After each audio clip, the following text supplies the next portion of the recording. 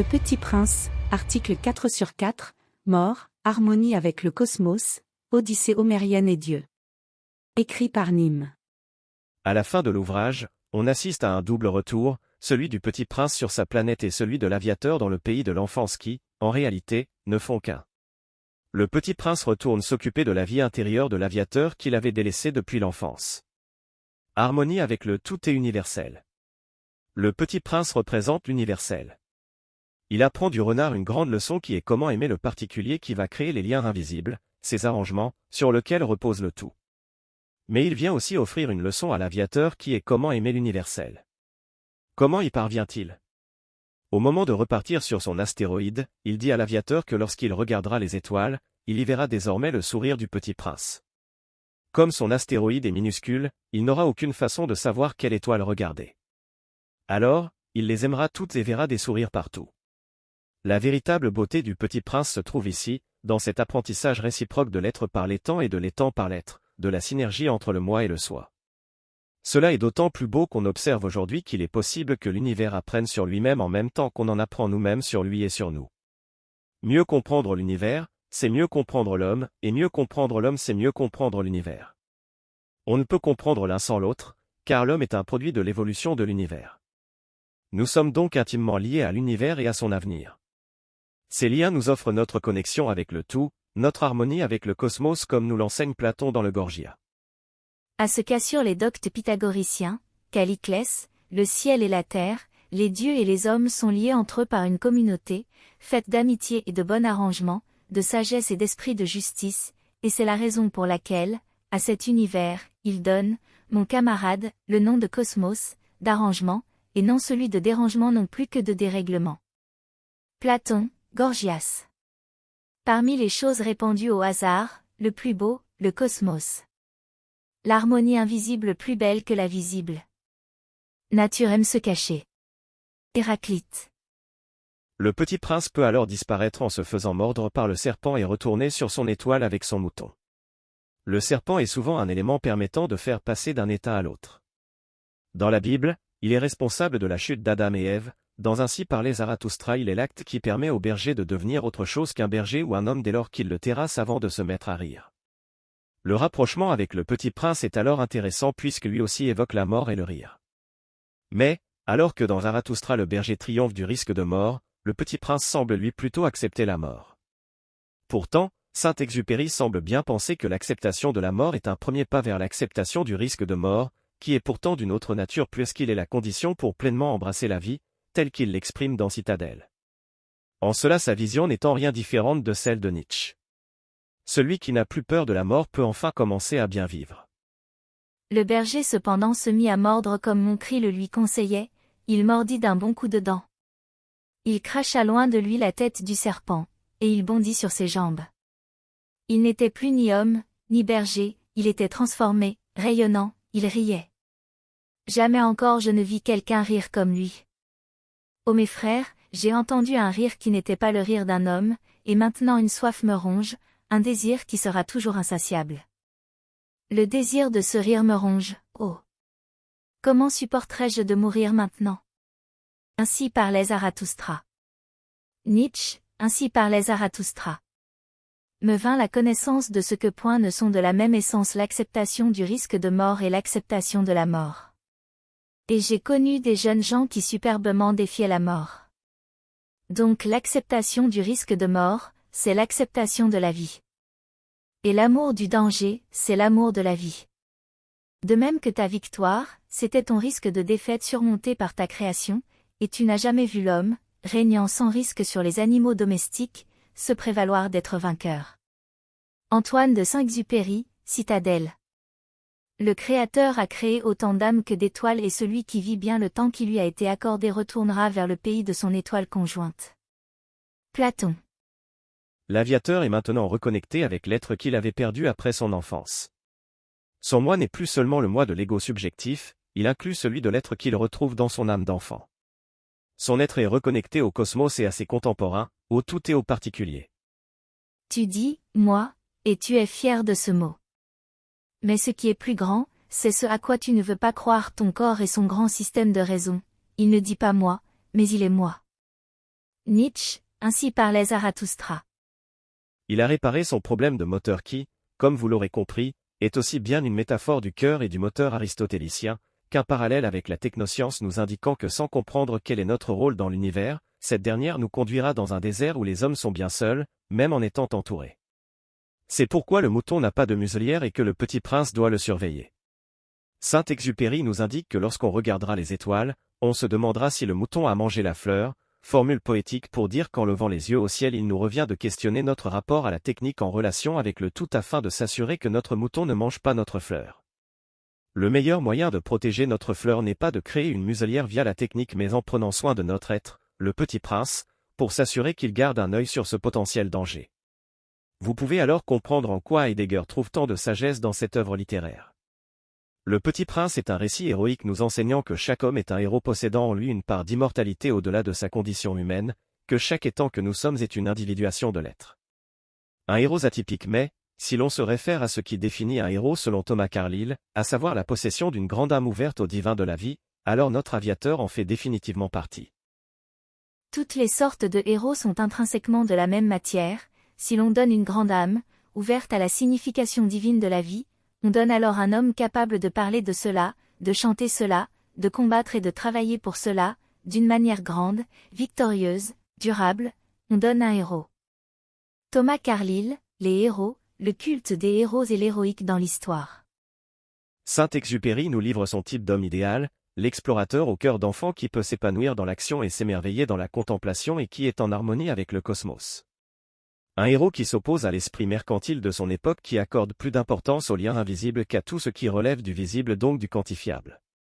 Les êtres humains font partie d'un tout reposant sur les liens existants entre eux et le fond de sa morale se résume ainsi en une phrase « Chacun est responsable de tous ». Celui-là qui aime tous les hommes à travers Dieu, aime infiniment plus chacun, que celui qui n'en aime qu'un seul et étend à son complice le champ misérable de sa personne. Antoine de Saint-Exupéry. Saint-Exupéry était-il un lecteur de Georges Valois? Je l'ignore, je n'ai pas de grande admiration de mon côté pour Georges Valois qui a oscillé entre les mouvements d'extrême gauche et d'extrême droite mais sa façon de présenter l'opposition entre l'esprit mercantile et l'esprit héroïque est tellement appropriée à l'ouvrage dont nous parlons que je ne peux faire autrement que de la citer. L'esprit mercantile dénombre le visible, l'esprit héroïque dénombre l'invisible. L'esprit mercantile est attaché à la possession des choses, l'esprit héroïque est attaché à la possession de lui-même et de tous les trésors de son cœur et de son esprit. C'est l'esprit héroïque qui a raison, car les valeurs invisibles sont le seul et véritable capital d'un homme et d'une nation. Georges Valois, La Révolution nationale. Cette opposition apparaît nettement dans l'ouvrage de Saint-Exupéry au moment de la confrontation du Petit Prince avec le businessman comptant ses étoiles. Mais on va aussi retrouver cette opposition lors de sa rencontre avec le vaniteux. Selon Werner Sombart, la différence fondamentale entre le marchand et le héros est que le marchand se demande ce qu'il peut prendre quand le héros se demande ce qu'il peut donner. Cela constitue exactement le reproche que le Petit Prince formulera à l'encontre du vaniteux. Le marchand et le héros, ils constituent les deux grandes oppositions, les deux pôles de toute l'orientation humaine. Le marchand entre dans la vie en lui disant « Que peux-tu me donner ?» Il veut prendre, il veut, en échange du moindre effort, avoir le plus possible, il veut conclure avec la vie une affaire avantageuse. Bref, il est pauvre. Le héros entre dans la vie en lui demandant « Que puis-je te donner ?» Il veut faire des cadeaux, il veut se dépenser sans contrepartie. Bref, il est riche. Le marchand ne parle que de ses droits, le héros ne parle que de ses devoirs. Nous pouvons dire encore que la mentalité mercantile tourne autour de l'intérêt, la mentalité héroïque autour de l'idée, l'essence de celle-là est de réclamer, l'essence de celle-ci est de se sacrifier. Werner Sombart, Handler und Helden. Se sacrifier. Justement, l'ouvrage se termine sur le Petit Prince se faisant mordre volontairement par le serpent et trouvant la mort. Cela n'est pas sans rappeler la quête d'Ulysse dans l'Odyssée d'Homère qui se bat contre les dieux afin de retrouver son village et sa famille, ses liens particuliers. Il rejettera même l'offre de Calypso qui lui propose l'immortalité car Ulysse le sait, la vie bonne passe par l'acceptation de la mort et l'harmonie avec le cosmos. Apprendre à mourir, ce sera également la dernière leçon du Petit Prince pour l'aviateur. Apprendre à mourir. Dans le Phédon, Platon nous enseigne que la tâche du philosophe est de détacher l'âme du corps, et se concentrer sur l'âme seule afin d'atteindre, par la pensée pure, la vérité. On peut donc dire que la vie du philosophe, en tant qu'il s'exerce, tout au long de sa vie, à détacher son âme du corps, est une préparation à la mort, puisque c'est précisément ce qui va se passer au moment de la mort dans la philosophie platonicienne. Le but de la philosophie serait alors d'apprendre à mourir, et c'est ce que Saint-Exupéry tente lui aussi de nous enseigner ici. Mais celui-là que la mort a choisi, occupé de vomir son sang ou de retenir ses entrailles, découvre seul la vérité, à savoir qu'il n'est point d'horreur de la mort. Antoine de Saint-Exupéry, Citadelle. Le petit prince établit un pacte avec le serpent à qui il demande de le mordre afin qu'il puisse rentrer sur son étoile, car oui, il ne parle pas de rentrer sur son astéroïde mais de rejoindre son étoile. Mais le serpent est clair sur ce qu'il arrive aux gens qu'il mord.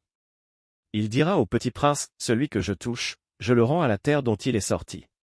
Après la morsure il disparaîtra purement et simplement, rappelant ici aussi le point de vue de Heidegger qui voit l'homme comme un être vers la mort, appelé à disparaître après être apparu à la naissance. Chez le Dasein authentique, le pouvoir mourir est perçu comme un devoir être. Cela signifie que la mort n'est pas une chose que l'on attend craintivement mais que l'on accepte pleinement. Pour les entêtés la vie n'est que vie. La mort leur est mort et rien d'autre. Mais l'être de la vie est en même temps mort.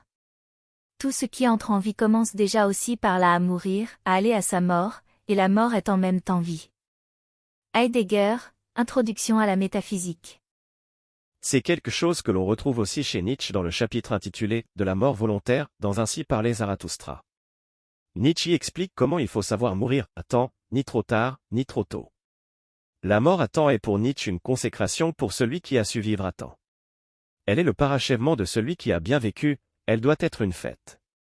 La plus belle mort est alors pour lui celle que l'on souhaite, de la même façon que le petit prince demande au serpent de le mordre. Je vous fais l'éloge de ma mort, de la mort volontaire, qui me vient puisque je veux.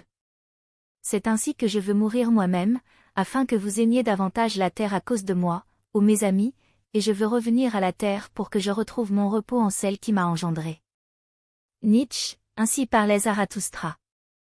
Mon frère m'a dit, n'oublie pas d'écrire tout ça, quand le corps se défait, l'essentiel se montre. L'homme n'est qu'un nœud de relations.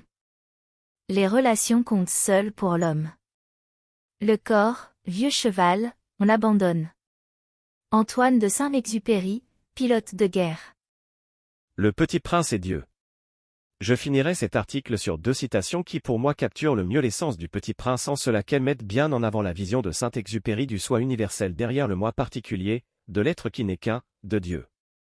Un Dieu que l'on peut trouver chacun à l'intérieur de nous au visage simple et pur qui vous fait accepter la mort, le petit prince. Mais vous ne savez voir de cet homme que ce qui nie l'homme que vous êtes. Et lui, de même, ne sait lire en vous que ce qui le nie. Et chacun sait bien qu'il est autre chose en soi-même que négation glaciale, ou haineuse, mais découverte d'un visage si évident, simple et pur, qu'il vous fait, pour lui accepter la mort. Ainsi vous haïssez-vous l'un et l'autre d'inventer un adversaire menteur et vide.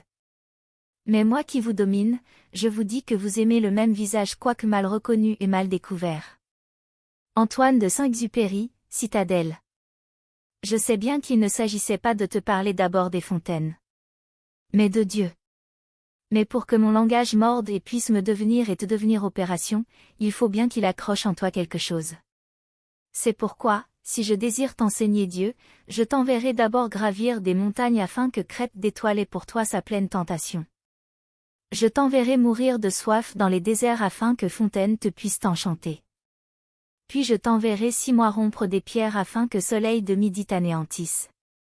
Après quoi je te dirai, celui-là qu'a vidé le soleil de midi, c'est dans le secret de la nuit venue qu'ayant gravi la crête d'étoiles, il s'abreuve au silence des divines fontaines. Et tu croiras en Dieu. Antoine de Saint-Exupéry, Citadelle. Cet audio vous a plu ? Abonnez-vous à notre chaîne afin de recevoir tout notre contenu et soutenez-nous sur Tipeee, le lien est dans la description.